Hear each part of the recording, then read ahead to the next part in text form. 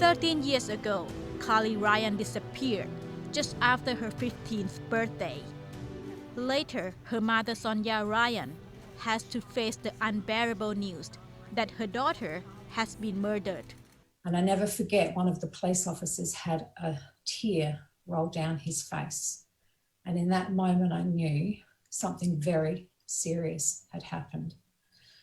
The detective sat me down at my kitchen table and told me that they had found the body of a girl matching the description of my daughter in Port Elliot, that beach, an hour away from our home.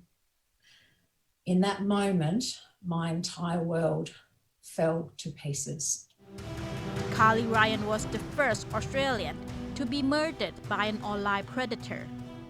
For over 18 months, Gary Newman, a 15-year predator, befriended with Carly online using the fake identity Brandon Kane and posing as a teenage musician. Since then, Sonia has turned her grift into action and pushes for a child grooming law to make sure that those who prey on children online are brought to justice. The law came into effect in 2018 and is named after Carly. Online grooming of children for sexual purposes is a growing problem worldwide. Although most countries have criminalized child exploitation and pornography, only 63 countries have legislation specific to online grooming. A representative from ECPAT, formerly known as End Child Prostitution and Trafficking, raised concerns over an increase in child grooming during the COVID-19 pandemic.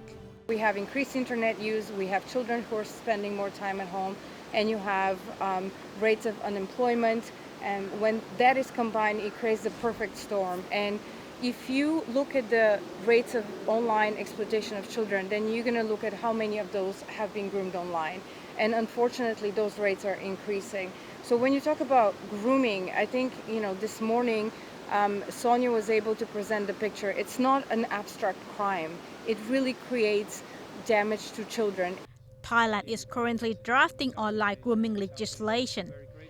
Prosecutor Pravit Roy Gao said that the draft has already passed public hearing process and is expected to become part of the Penal Code.